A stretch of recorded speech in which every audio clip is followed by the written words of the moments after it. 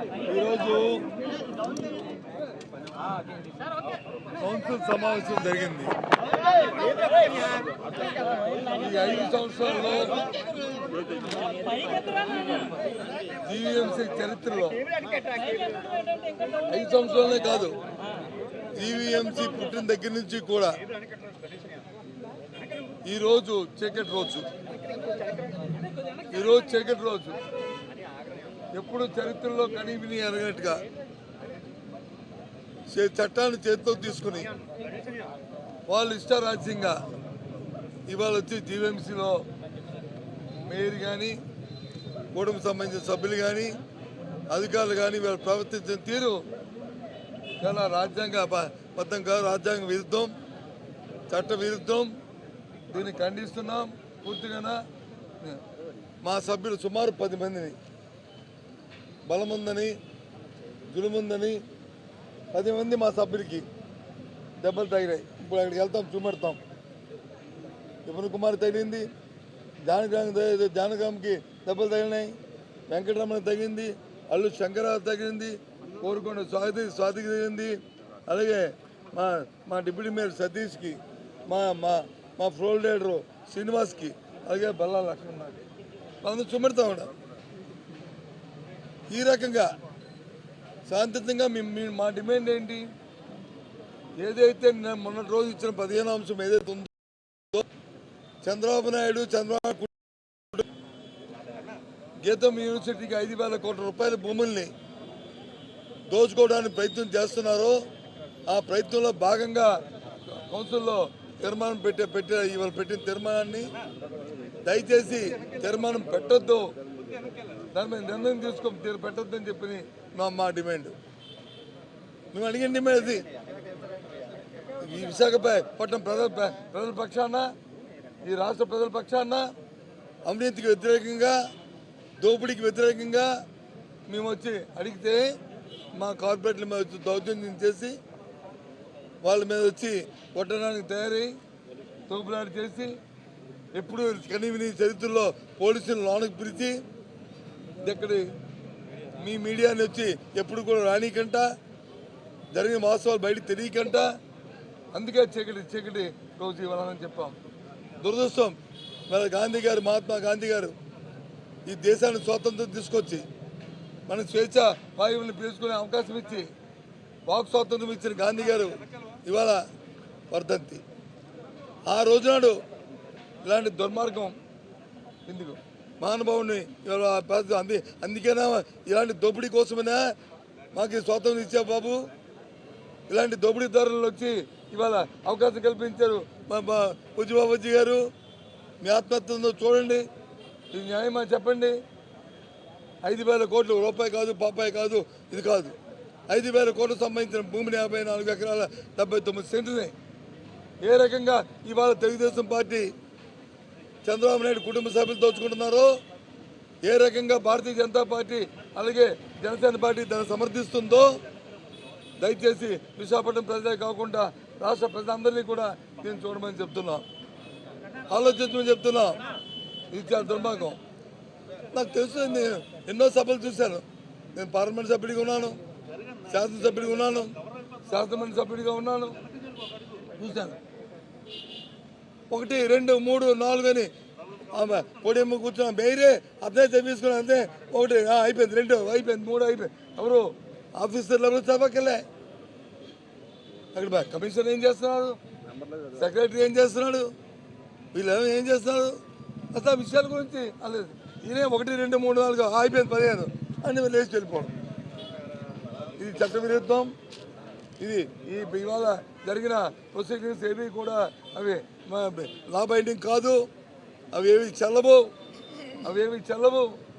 చట్టరీత్యా దీని మీద కూడా మేము పోరాటం చేస్తాం. ఇది చాలా దురదృష్టం. ఇలాంటి జీవీఎంసీని ఆఖరిగా 5 సంవత్సరాలు శుభ్రంగా మా మేయర్ గారు, మా డిప్యూటీ మేయర్ గారు, మా వాళ్ళు ఉన్నప్పుడు ఎంత శుభ్రంగా, ఎంత సౌమ్యంగా, ఎంత హోందాగా, ఎంత ధ్యేయంగా పరిపాలించామండి. ఎప్పుడు ఇలాంటి చరిత్రలు చూసామా? ఇలాంటి అవకాశాలు చూసామా? ఇది చాలా దురదృష్టకరం, చాలా దురదృష్టకరం ఈరోజు. అందుకే చీకటి రోజు ఇది బ్లాక్ డే. విశాఖపట్నం మా విశాఖపట్నం నగరపాలక సంస్థ చరిత్రలోని బ్లాక్ డే ఇది.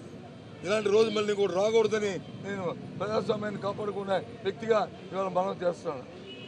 ఇవాళ చాలా దురదృష్టకరం. కాబట్టి దీన్ని వెళ్తాం. దీనికోసం ఎంతైనా తక్కువ ఇంకా మరి ఫ్యూచర్లో ఏ విధంగా ఈ పోరాటాన్ని ముందుకు తీసుకెళ్లాలో ఆలోచన చేస్తాం.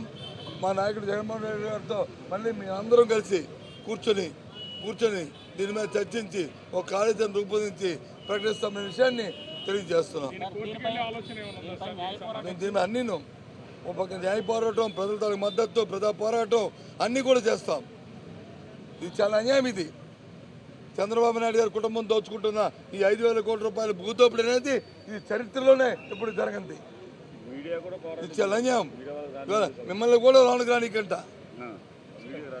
ఇవాళ ఏం చెప్తారో ఆలోచించండి. చేస్తాం అన్ని కోణాల్లోనూ మా ఆలోచన చేస్తాం. ఇప్పుడు చూపెడుతున్నాం అక్కడ ఒకటి కాదు, ఇద్దరు కాదు, 10 మంది. చెప్పండి కుమార్ చూపెట్టు.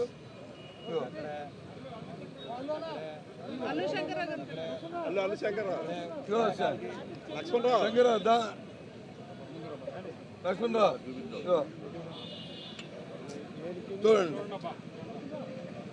చూడండి ఏ విధంగా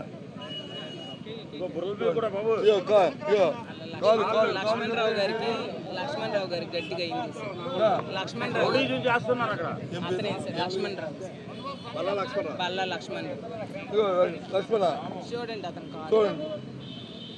చూడండి ఇది కార్పొరేషన్లో ఇది కార్పొరేట్లుగా ఉండి గవర్నమెంట్ కార్పొరేట్లు ప్రవర్తన చూడండి.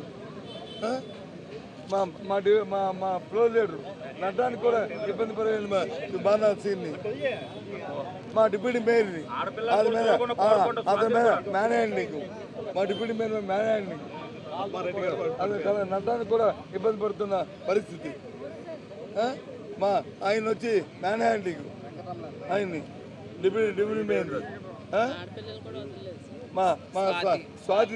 స్వాతి మీద ఆడపిల్లని చూడకుండా ఆడి మీద కూడా దౌర్జన్యం ఈ రకంగా చేశారు. ఇది ఆలోచించండి. తొక్కిసాట్లు 1,00,000 మంది ఉన్నారండి, 50,000 మంది ఉన్నారండి, 1,000 మంది ఉన్నారండి. అధికార మదం సంఖ్యా బలం ఉందని ఈ రకంగా చేయడం అనేది ఇది ధర్మం అండి. ఇది అధికార మదం సంఖ్యాబలం ఇది బలంగా చేయడం ఇది ధర్మం అండి. ఇన్ని సభలు నేను చూశాను. పార్లమెంట్లో సభ్యుడిగా ఉన్నాను 5 సంవత్సరాలు, శాసనసభ్యుడిగా 15 సంవత్సరాలు ఉన్నాను, ఈ రాష్ట్రంలో మంత్రిగా చేశాను. ఎప్పుడు కూడా ఇలాంటి చూడలే. శాసన మండలిలో ఇప్పుడు చూస్తున్నాం, ఎప్పుడు కూడా ఇలాంటి పరిస్థితులు చూడలేము. ఇలాంటి ఆల్రెడీ కోర్టులో కేసు ఉన్నటువంటి భూములు ఇవి ఇప్పుడు కౌన్సిల్ తీర్మానం అయినంత మాత్రాన ఇది చెల్లుబాటు అవుతుంది. చెల్లుబాటు చట్టాలు ఇవన్నీ తర్వాత దాని మీద చర్చిస్తాం. కానీ దౌర్జన్యం కదండి ఇది. 5,000 కోట్ల భూమిని దోచుకోవడానికి వచ్చి పబ్లిక్ గా సిగ్గుసరం లేకుండా ఇంత విచ్చలవిడిగా దోపిడీ చంద్రబాబు నాయుడు కుటుంబం చేయడం అంటే ఇదేంటండి ఇది. అందుకే ఇది ఎలాంటి చర్చ లేకుండా ఎలా ఆమోదం తెలుపుతారు? లేదు అది చెల్లదు. ఇది ఇవాళ జరిగిన ప్రొసీడింగ్స్ ఏవి చెల్లవు. ప్రొసీడింగ్ జరిగితే కదా ప్రొసీడింగ్స్ జరిగితే కదా జరగడానికి ప్రొసీడింగ్ ఏంటి?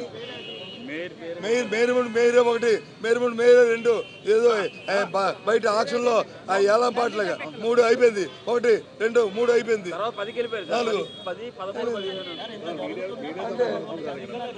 కాబట్టి ఇది దీని మీద మేము తదుపరి కార్యాచరణని రూపొందించి చెప్తాం. గాంధీ విగ్రహం ద్వారా మా దీక్ష జరుగుతుంది, అక్కడికి వెళ్తున్నాం.